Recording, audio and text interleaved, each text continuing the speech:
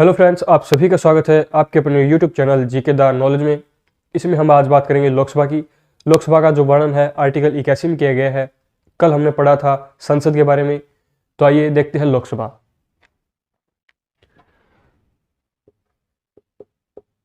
लोकसभा, इसका जो वर्णन है आर्टिकल 81 में किया गया है।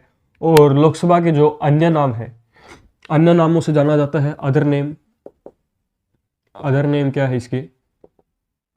इसका अदर नेम है, एक तो निम्न सदन,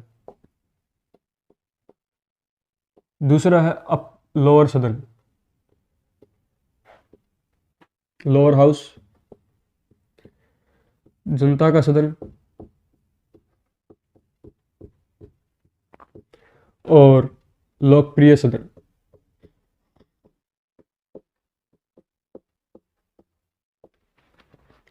जो लोकसभा है इसका वर्णन 81 में किया गया है। और लोकसभा के जो अन्य नाम है वो निम्न सदन, लोअर सदन, जनता का सदन और लोकप्रिय सदन है। इसमें आगे हम बात करते हैं कि इसकी सीटें कितनी है, किस प्रकार सीटों का डिवाइडेशन है। तो टोटल जो सीट है वो 552 सीटें हैं। 552 में से 550 जो सीट है वो तो है राज्यों के लिए और यूटी के लिए, और जो 2 सीट है वो एंग्लो इंडियन के लिए है। एंग्लो इंडियन एंग्लो इंडियन क्या होता है कि जो एंग्लो इंडियन है वो जिस तरह यूरोपीय जो हमारे जो शासन किया था, ब्रिटिश सरकार ने शासन किया था 200-250 साल तक। तो जो ब्रिटिश सरकार, जो ब्रिटिश काल से जो लोग आए थे, यूरोपीय जो लोग थे जिन्होंने अपने पर शासन किया, वो भारत आए, वो भारत बसे, जिन्होंने भारतीय महिलाओं के साथ शादी की। और शादी करने के बाद जब ये समाप्त हुआ शासनकाल तो वापस चले गए। तो उनके जो बच्चे थे वो यहीं पर रह गए, तो उनको एंग्लो इंडियन कहा जाता है। तो 2 जो है एंग्लो इंडियन जिनको राष्ट्रपति मनोनीत करता है, राष्ट्रपति द्वारा इनको मनोनीत किया जाता है। आर्टिकल 331 के तहत राष्ट्रपति मनोनीत करता है। लेकिन जो एंग्लो इंडियन की जो परिभाषा है आपको 366 में देखने को मिलेगी, 366(3) में देखने को मिलेगी। उसके अलावा बात करते हैं जो 550 की सीटें हैं, इनका भी डिवाइडेशन है कि 520 सीटें तो होगी स्टेट्स में, और जो 20 सीटें बचेंगी वो यूटीज की होगी, यूनियन टेरिटरीज की। ठीक है। लेकिन जो वर्तमान में सीट है, वर्तमान में सीटें हैं टोटल 545। 545 में से किस प्रकार डिवाइडेशन है, 543 प्लस 2 क्या है, एंग्लो इंडियन। लेकिन 543 का डिवाइडेशन है, 543 में से 500 ये तो 30 आएगी भाई, 530 प्लस 20, और इसमें 530 प्लस 13 ये स्टेट्स के लिए है और ये यूटी के लिए है, यूनियन टेरिटरीज के लिए है। 543 में से 530 प्लस 13। और अब जो ये सीटें हैं इनमें सबसे ज़्यादा सीटें हैं उत्तर प्रदेश में। उत्तर प्रदेश में सबसे ज़्यादा है, कितनी है, 80 सीट है सबसे ज़्यादा उत्तर प्रदेश में। उसके बाद बात करें तो उस महाराष्ट्र जिसमें है 42 सीटें। उसके बाद बात करें पश्चिम बंगाल, उसमें है 42 सीटें और इसमें है 48 सीटें भाई। महाराष्ट्र में 48 है, पश्चिम बंगाल में 42 है, और बिहार में 40 सीटें हैं। तो ये है सबसे ज़्यादा सीटें इन राज्यों में। उत्तर प्रदेश में 80 है, महाराष्ट्र में 48 है, पश्चिम बंगाल में 42 है और बिहार में 40 सीटें हैं। बात करें सबसे कम सीटों की, कम सीटें किसमें है, एक तो है जो मेघालय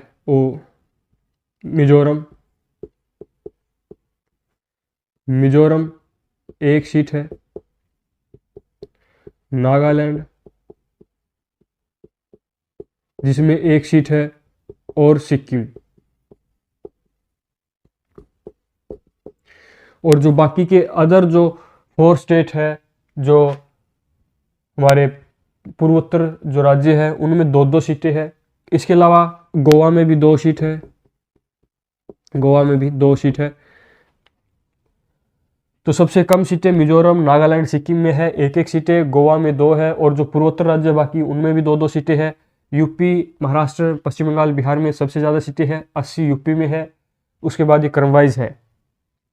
वर्तमान में 545 सीटें हैं, जिनमें 530 सीट है स्टेट्स को दी गई है, 13 यूटीज को। जो इनमें सीटें खाली बचती है 7, वो पीओके, जो हमारा पाक है, पाक ऑक्युपाइड कश्मीर, पीओके, उसके पास है। जो वो देश, जो राज्य, जो टुकड़ा है भारत का, तो वहाँ से जो सीटें हैं हमें मिली नहीं, तो इसलिए वो सीटें बची हुई है, इसलिए 543, और 2 सीटें हमें अभी यूज़ कर रहे हैं। तो इसके अदर नेम है निमन सदन, लोअर सदन, ये लोअर हाउस या जनता का सदन, लोकप्रिय सदन कहा जाता है। इसके अलावा एक और बात करते हैं कि जो आरक्षण दिया गया है, आरक्षण, वो आरक्षण दिया गया है अनुसूचित जाति के लिए, अनुसूचित जाति के लिए, तो वो है 84 सीटों का आरक्षण दिया गया है। और अनुसूचित जनजाति के लिए, जनजाति के लिए जो आरक्षण दिया गया है वो 47 सीटों का। जो आरक्षण दिया गया है अनुसूचित जाति को 84 सीटों का दिया गया है, और अनुसूचित जनजाति को 47 सीटों का आरक्षण दिया गया है। और इस आरक्षण की जो व्यवस्था की गई है आर्टिकल 330 में की गई है। आर्टिकल 330 में इसकी व्यवस्था की गई है कि इनको आरक्षण दिया गया है, और इनकी जो संख्या है वो 2020 तक बढ़ाई दी गई है, और ये प्रत्येक 10 वर्ष के लिए बढ़ा दी जाती है 2020 तक। अब देखते हैं ये आगे सीट बढ़ती है या नहीं, कटती, कम होगी या नहीं। ये थी जो हमारे सीटों के आरक्षण। और जो हमारी सीटें हैं, जो ये लोकसभा की है, राज्यसभा की जो सीटें हैं 552 या फिर 500, ये जो 250 सीटें हैं राज्यसभा की, ये जो सीटें हैं वो 2026 तक के लिए फिक्स की गई है भाई। 2026 तक के लिए फिक्स की जाती है। ये हर 10 वर्ष के लिए इसकी अवधि बढ़ती रहती है, और ये अब 2026 तक के लिए फिक्स है ये सीटें। 2026 तक इन सीटों में कोई बदलाव नहीं होगा। 2026 के बाद कोई कानून या एक्ट पास होगा तभी इस सीटों को बढ़ाया या घटाया जाएगा। तो 2026 तक के लिए इन सीटों को फिक्स किया गया है। इसके अलावा बात करते हैं जो लोकसभा का चुनाव,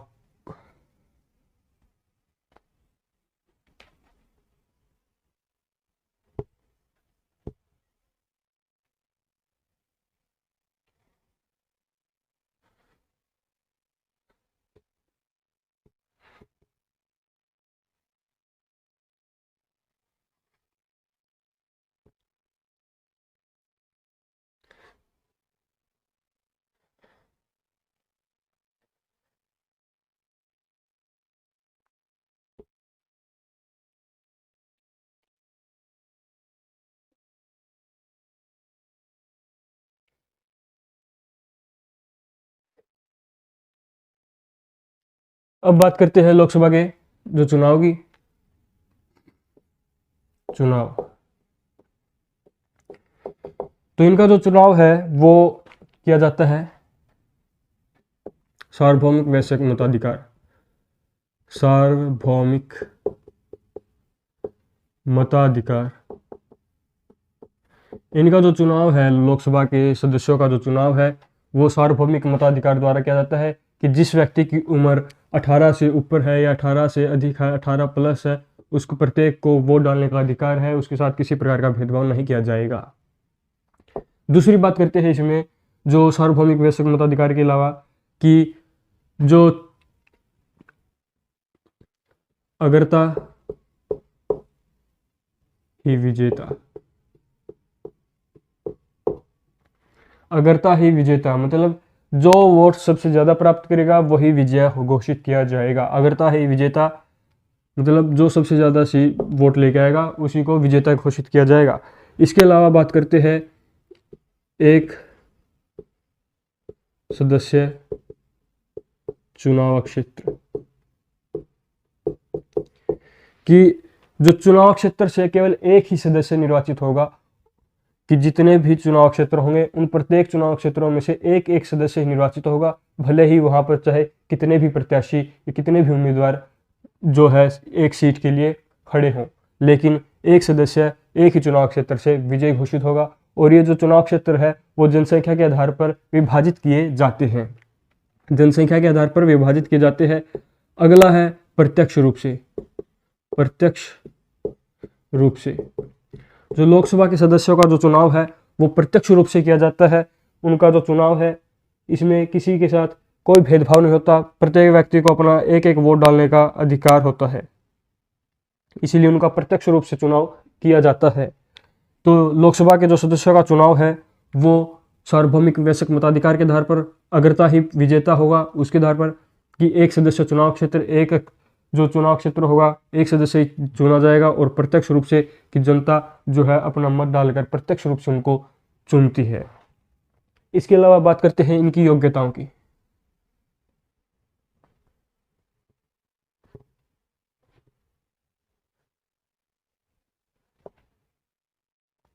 योग्यताएं,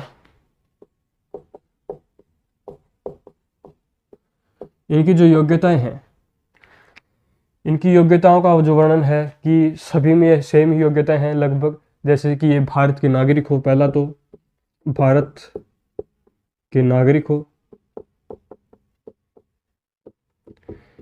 सेम सभी में लगभग सेम यही होती है कि वो भारत का नागरिक होना चाहिए। दूसरी चीज़ क्या है कि वह किसी लाभ पद पर ना हो, किसी लाभ पद पर न हो। उसके अलावा बात करें तीसरी जो है कि वह दिवालिया ना हो, दिवालिया न हो, उसके ऊपर कोई केस चार्ज ना हो, दिवालिया ना हो, वह भारत का नागरिक हो, किसी लाभ पद पर ना हो। और चौथी जो अहम है कि आयु 25 वर्ष हो, जो आयु है वो 25 वर्ष हो। जिस प्रकार आपने देखा होगा, जो लोकसभा की बात करें तो हमने संसद में पढ़ा था, संसद में जो इसके 3 अंग होते हैं, एक तो प्रेसिडेंट होता है, एक राज्यसभा होती है, राज्यसभा, और एक लोकसभा। तो इसमें क्या है, इनकी एज है 35, 30 और 25, मतलब जो बड़ा है उसकी 35, फिर उसके बाद जो है उससे बड़ा 30, उससे छोटा 30 और उससे छोटा 25, और जो सबसे छोटा होता है, लाडला होता है, वही घर का प्रधान होता है, मुखिया होता है, उसी की सभी बात मानते हैं, वो चाहे कुछ भी गई। तो ये जो लोकसभा है ये लोगों का प्रिय सदन है, तो ये सबका लाडला है, तो इसके लिए इसमें लोकसभा में चुनाव लड़ने के लिए उम्र जो है 25 वर्ष होनी चाहिए। ठीक है, तो भारत का नागरिक हो, किसी लाभ पद पर ना हो, आयु 25 वर्ष हो कम से कम, और दिवालिया ना हो, और भी बाकी जो व्यवस्था की गई है वो होगी। इसके अलावा बात करते हैं कार्यकाल की।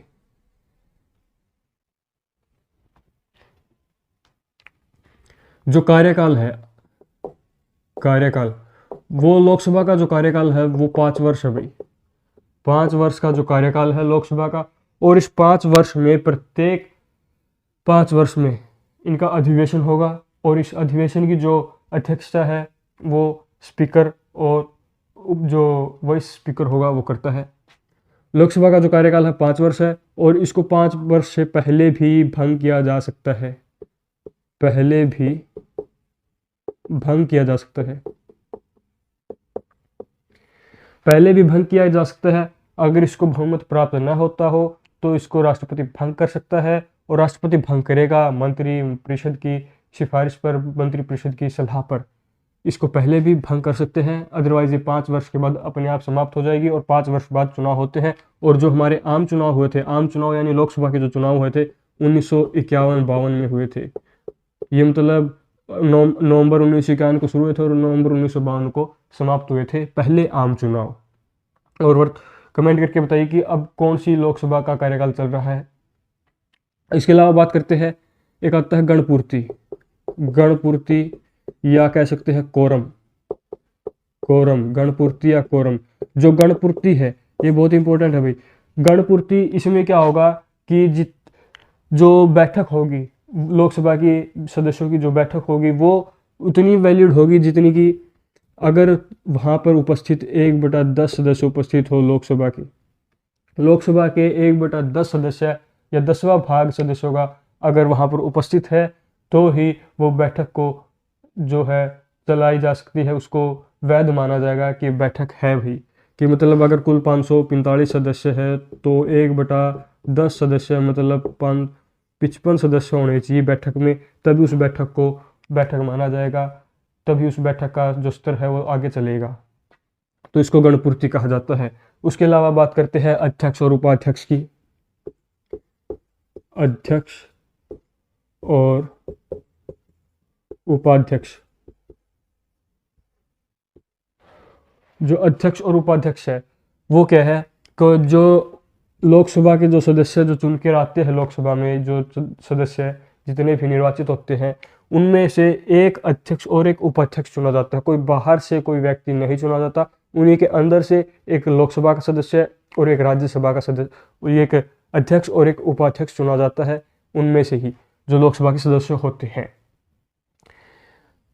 इसके बाद यही था कि उसकी योग्यताएं होगी, कार्यकाल हो गया कि 5 वर्ष का कार्यकाल होता है, योग्यताएं कर ली हमने, उनकी गणपूर्ति कर ली कि एक बैठक का कितने सदस्य होने चाहिए एक बैठक को चलाने के लिए, और अध्यक्ष और उपाध्यक्ष होते हैं, तो इनका प्रावधान भी हमने पढ़ लिया।